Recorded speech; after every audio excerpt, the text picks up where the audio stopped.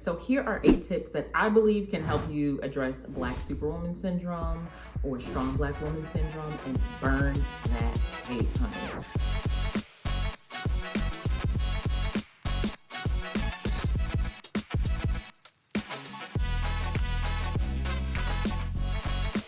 Raquel Martin here. So I went into depth about this on this video, which is also going to be linked below. But now I want to discuss how to address it. So 8 tips, point by point. Let's get it. 1, identify the source of where these thoughts come from, of thinking that you can't ask for help, that you have to do everything on your own, that you have to put everyone before you. When it comes to this, it's important to identify where it's coming from, because you can't heal what you don't reveal. There could be many contributors to this, being self-critical, having unrealistic expectations, social comparison, stereotypes, family members, messaging around you. However, if you don't address it, if you don't identify what it is, then you can't address it. So take the time to think about, when do these thoughts come up? Am I around certain people when they come up? How long have these thoughts been present? Have I been in certain environments where they're present when they're not versus when they're not?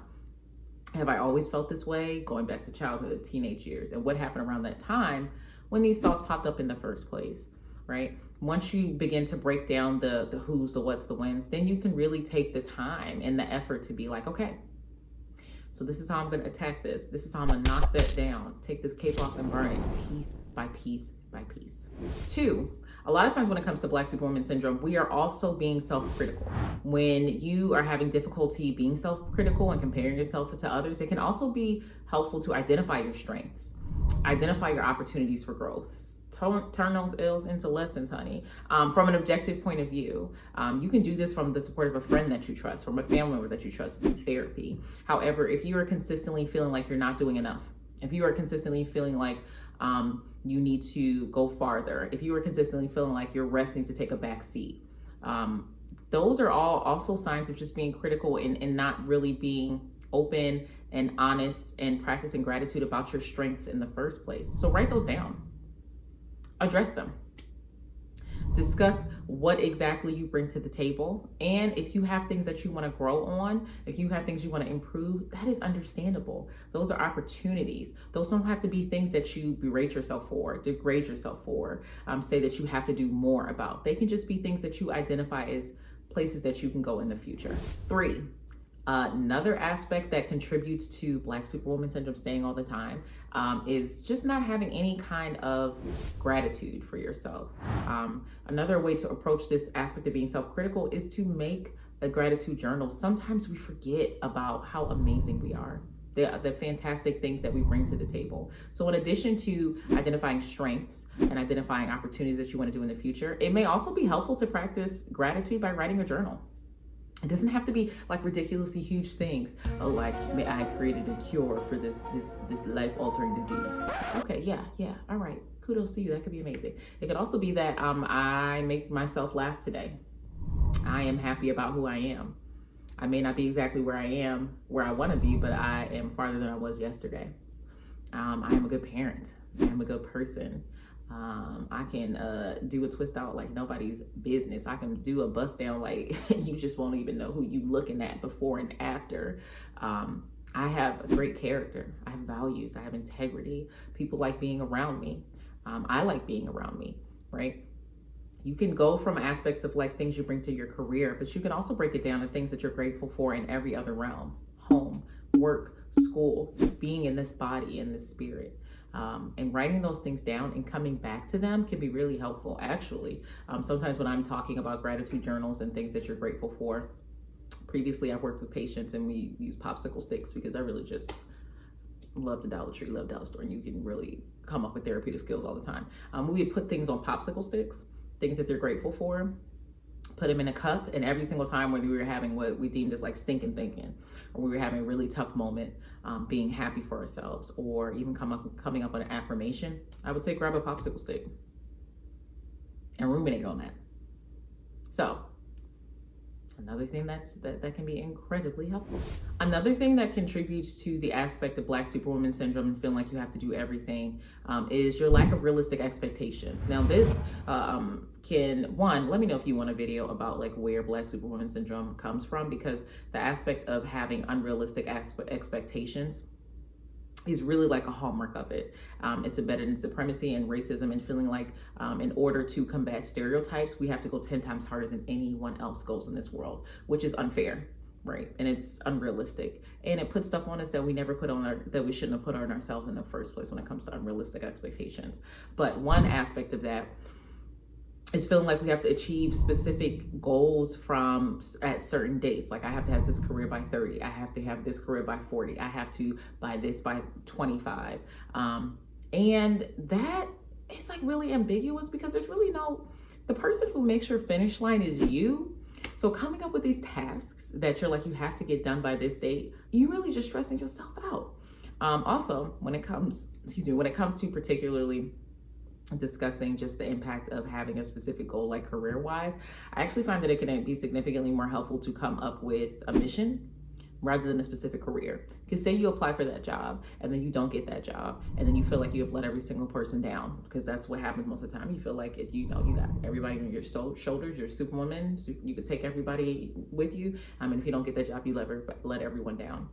Also think about the aspect of, if you think of it in terms of a mission, like, okay, I didn't get that job as a lawyer at this one specific agency, but as a lawyer, my goal is to contribute to the decrease in mental health disparities among youth. There are so many different roles that you can look into that can also help you achieve that mission. So one aspect of breaking down that Black Superwoman Syndrome is adjusting your expectations and broadening your horizon.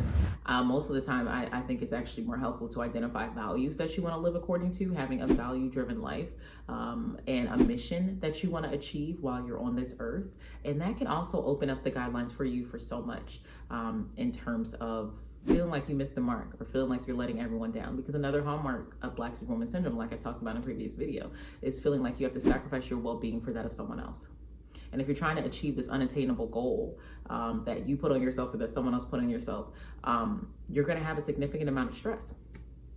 However, if you open the guidelines and if you come up with a mission, you might be able to have more realistic expectations. And one aspect of that mission should also be to care for yourself, because you shouldn't consistently feel the need to sacrifice your well-being for others. This is the only body you have. If you don't take care of yourself, who will? And honestly, when you say you're going hard at every single second of the day for this one specific job, and then you pass out or hurt yourself, get high blood pressure, got to go to surgery or something like that, they're going to hire somebody the next day. Maybe they'll send flowers, but they're going to hire somebody the next day. Work is not your life. Work is not your life. You need to do more. You're not on this earth to live and pay bills. There's so much more to life. And when I'm dealing with a lot of women who have Black Superwoman Syndrome, it's like every single time they achieve a goal, they add like 50 more, and then never take the time to just ruminate on how amazing it was that they met that goal in the first place, because there's always something. Beginning with the end in mind can help you in some scenarios, but it's not going to help you in every single one. You got to also embrace the progress that you've made. Okay. So another hallmark of Black Superwoman Syndrome, when you're having these goals and you feel like you have to fight towards getting them overall, can be the fact that when they're unrealistic, you're really not breaking them down into like measurable steps. Break the stuff down. This will make the goals feel less overwhelming, provide you with greater opportunities to reward yourself, because I always feel like when individuals are suffering from Black Superwoman Syndrome, like I mentioned before, they're not praising themselves. And because of that, they are getting lost in a rat race. They're not slowing down.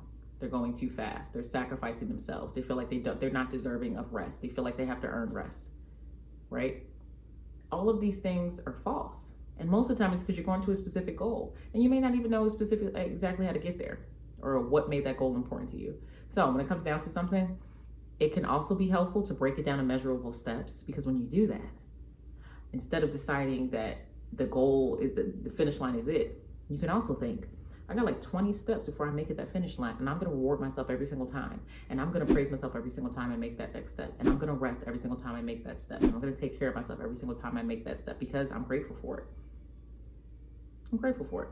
When it comes to Black Superwoman Syndrome, I also feel like it can be incredibly helpful to help you combat this by avoiding social comparison overall. Avoiding just individuals who may be doing more, but you actually don't know what they did to get there. We live in a world where social media can be a big part of our lives, but be mindful of how you feel when you follow certain accounts. If you find yourself feeling negative about yourself as a person, as a Black woman, hit unfollow and don't look back. Hit not interested and don't look back. Don't make that algorithm think that that is someone that you want to follow or that you want to see more stories along the lines of that. I encourage you, when you're combating the whole aspect of Black Superwoman Syndrome, to find individuals who may be more transparent with their life, that normalize the aspect of struggle, that don't make it seem like it was overnight to be a success. And I feel like that can actually help to provide you with some greater perspective and help you take that cape off overall. To understand that you have a sense of community, even if you don't know that specific person, just engaging in their dialogue, just being able to see them online and have someone feel like you're not isolated in your experience can be incredibly helpful with combating that. Because another aspect of Black Superwoman Syndrome is, how many superwomen do you know? You know, think of the tale of Superman. Kal-El or whatever just got sent to Earth to save them, and he was one of none, right? Lost his whole entire support system, his family. It's really isolating to feel like you have no one to help you. It's really isolating to feel like you can't depend on anyone. By engaging in, dialogues, whether it's looking at their social media or having family members around who you can talk to when you feel yourself, it can make you feel more comfortable with asking for help, engaging with other people, humanizing yourself. Because the whole aspect of Black Superwoman Syndrome is dehumanizing. Your humanity means that you do need a break. You do need to take care of your body. And comparing yourself to others isn't really going to help you build that aspect of humanity, especially since most of the time we're doing upward social comparison, which would be like me comparing my singing abilities to Beyonce. Like, come on. And it may not be that extreme, but a lot of times we're comparing apples to tennis rackets, and we need to stop. Another thing when it comes to Black Superwoman Syndrome is to identify triggers. Work on self-monitoring so you can identify whether there are certain people, places, or things that trigger the Black Superwoman Syndrome that make you feel like you can't depend on someone. If there are scenarios, for example, do you notice more negative thoughts when you're tired or when you're hungry or when you're experiencing a transition? Do you notice feeling like you're not doing enough after going to that family event where they're like, well, back in my day, I didn't have to have my groceries delivered, or back in my day, children were seen and not heard, right? Do you notice more thoughts about needing to, not being able to depend on people, feeling isolated, feeling like you need to sacrifice your well-being in different environments, like maybe the church? And not the church as a whole, but sometimes I have found that there's something, like there's an aspect of spiritual bypassing that occurs where individuals state that if you don't, that you're suffering from difficulties like mental health or stuff like that, and if you pray hard enough and if you're on bended knee long enough, then God will forgive you of your suffering, or God will take your suffering away from you. However, not all not all church environments believe that, but also that also doesn't provide nuance to the fact that if you believe in a higher power and you believe a higher power was created all the beings on earth, and I am a being on earth as a psychologist, as a mental health professional, does that not mean that higher power also created me to provide you with some help, right? You don't have to only feel as though, and I find this happens a lot within the Black community, but you don't have to feel as though you have to do everything on your own because that's the way it was done previously, or asking for help other than God is not how it's supposed to be, so you have to be Superwoman and do it on your own. I also see it as like, if you believe in a higher power, then you need to give honor to the body that this higher power has given to you. And a way to do that is protecting your mental well-being and your physical well-being. And that can be asking for help and normalizing the fact that you can't depend on people, and not generalizing to the fact that one person disappointed you, so now you feel like everyone's going to disappoint you and you have to do everything yourself. And last, one of the biggest things when it comes to Black Superwoman Syndrome, I feel like that helps to combat it, is finding a support system and finding a mentor. I've said it once and I've said it a million times. Family of choice and family of origin are comparable. My best friends that I have known for decades are my family. If I don't, there's so many people who don't have an amazing support system, or were not born into a specific family that supports them or advocates for them. So for them, I say choose the family that you deserve.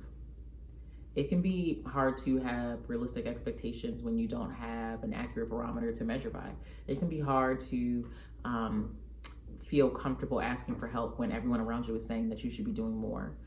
It can be hard to know that you shouldn't be putting others before you when everyone around you is making you put them before yourself. So it can also be incredibly helpful to find a better support system overall. So that's it. Those are my 8 tips. 1, if you made it this far, thank you so much. It very much helps me when you watch my entire video. If you have more that you want to hear about regarding this specific topic about burning the cape and Black Superwoman Syndrome or strong Black woman syndrome, leave it below. I'll read it and I will dedicate a video to it. Also, if you want to see my life like day to day, like what I do between teaching and engaging with my family and just kicking it and just randomly lip singing the songs that I like, you can follow me on TikTok and Instagram at Raquel Martin PhD. Thank you so much for supporting this video, and we'll